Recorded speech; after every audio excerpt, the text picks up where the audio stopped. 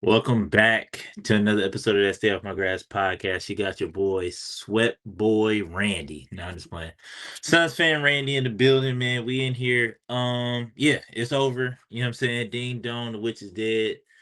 I'm kind of glad it's over. You know what I'm saying? Just for a couple of reasons. I feel like first, like, let's be honest. Like, I feel like this team after the All-Star break, I feel like had been going downhill. Like it wasn't a lot to be excited about. I want to say from All-Star break on down. Like we kind of cruised to that 7 seed, just kind of coasting, winning games here and there, just winning 2 games, losing 2 games. You know what I'm saying? So it wasn't no real like the chemistry wasn't there, the excitement wasn't really there. Yeah, it was just like a lot of ups and a lot of downs. And I feel like, especially how we started off the season, I expected more from this team. I'll say this. I wouldn't say expected more, but I feel like it did curve like, okay, like maybe we had the potential to do a little bit more with this team. And not saying that we didn't exceed expectations, because what was our real expectations for real? Like to be a playing team from the rip or get put out in the first round from the rip. So I wouldn't say that this team didn't, you know what I'm saying? But I feel like there was a style and a way to kind of go about it to make you feel better, or at least make you look forward to the future. You know what I'm saying? And I feel like Jordan did an okay job, you know what I'm saying, on the season, like with coaching wise and stuff. It wasn't too many games I could look at, point at, and be like, we just got out coached. And in this series, I don't know if it was if we got out coached or if we just didn't have the personnel. Like I gotta call it a spade. Whereas like our best offense, or I would say like game three, or like it's tricky when Oso is playing 30 minutes a game and we leaning on him a lot to score, especially like in that game three where it was just like he was like the bulk of that offense, like him in the pick and roll. Hopefully, he can get downhill and score and dunk it or do something. So I feel like this game they definitely patched that up and kind of shut that down. So shout out to OKC and their defense. But yeah, and then Devin Booker just this whole entire series just is on clamps. Like just it was bad. It was embarrassing to watch, especially watching like Shea on the other side, where it's just like he just getting doing whatever he want, doing what superstars do, and you just kind of expect at some point your superstar do some superstar shit, and it just never happened. You know what I'm saying? It just never, like, Devin Booker didn't have a game where it was like, oh man, he going stupid, or he just really stepped up and did some out of body or just some real Devin Booker like esque stuff. So it was just, it wasn't, he was real passive, just, you know what I'm saying? And when he did shoot, couldn't hit a three to save his life. I feel like this whole series. So yeah, it just Devin Booker didn't look like himself.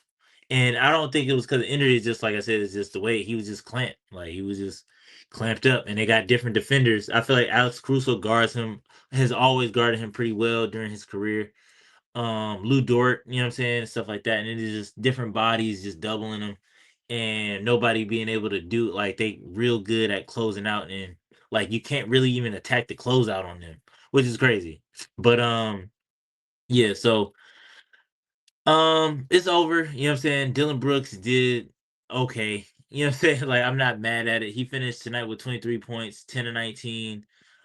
Somebody had to do it. Somebody had to shoot the ball. Somebody had to score. Somebody had to like at least care. You know what I'm saying? And that's all I wanted from Dylan Brooks, was just like somebody out there trying and hustling and not necessarily giving up. You know what I'm saying? Jalen Green didn't have the greatest. I feel like he started off good and then just kind of went away. And I feel like that's been the story of his, like, throughout the season, where it's just like he'll have a good first quarter, and then that second half, second quarter, as soon as he go to the bench and come back out, like you don't really see him no more. You know what I'm saying? So Colin Gillespie, also another one that was missing in action. I feel like this whole entire series. I feel like tonight he had a good night. I'm not gonna lie. He knocked down some threes. He finished with 22 and 2.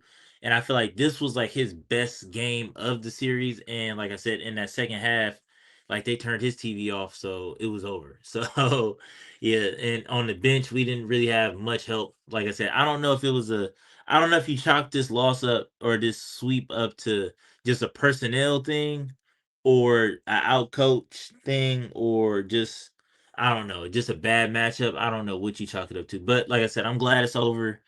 We can look forward to the off season. Hopefully we can make some moves. I've been hearing Giannis. I've been hearing some of these other names floating around. And honestly, I don't know. I don't know what what to add to this team to kind of take us to the next level.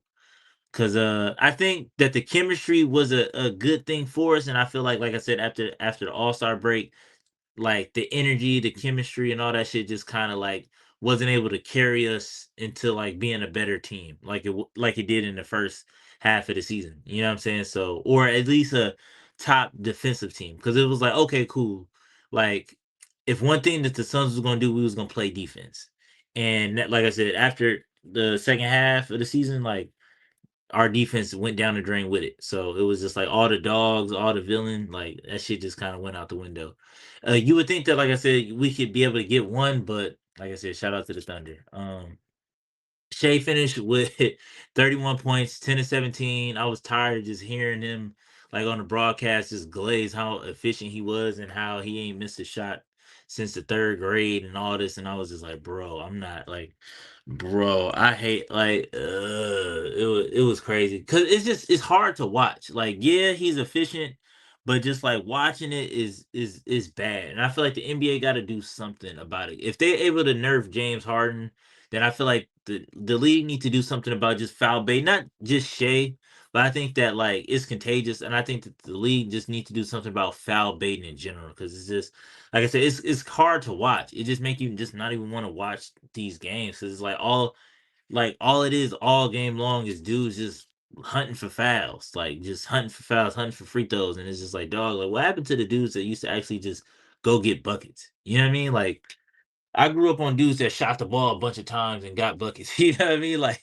dudes that shot the ball 40 times and only made 12. Like I'd rather watch that than a bunch of dudes just flipping and flopping and like the flagrant elbow foul. Like it's just because it's too inconsistent. It's too many contradictions in it. It's favoritism. It's bias. It's more. Yeah, it's a mess. And like I said, hopefully the league can do something about it to kind of fix this and nerf this kind of thing or like penalize the people that do it. But yeah, like I said, it's getting to a point where it's getting unwatchable because it's just like it's one thing to have one or two dudes doing it, but it's like now it's turning into like if you're the best, like some of the best players on the team, like just do it like all game long. Like every team's best player is just a foul baiter now. So but yeah, but shout out to the Thunder, man. Y'all did what y'all did. I am really impressed with y'all defense. I'm not gonna lie. Like I said, the ability to switch on defense, to recover how they recover, and all that, like is looking like they're trying to go back to back. And I don't really see a team that can stop them outside of maybe the Spurs. Like that's another one where I'm like, that's the matchup I'm really. So good luck to them in the second round against the Lakers.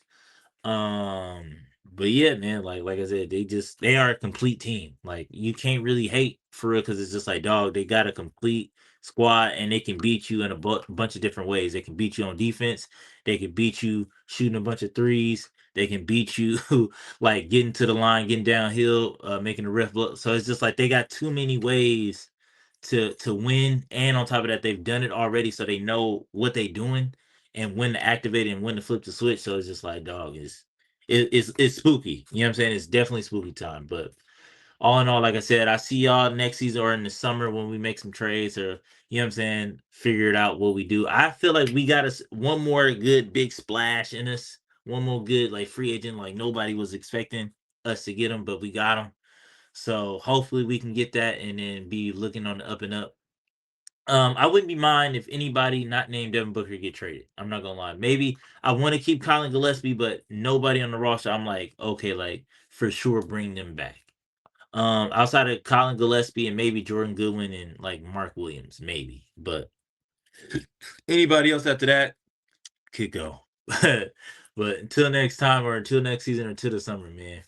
Peace.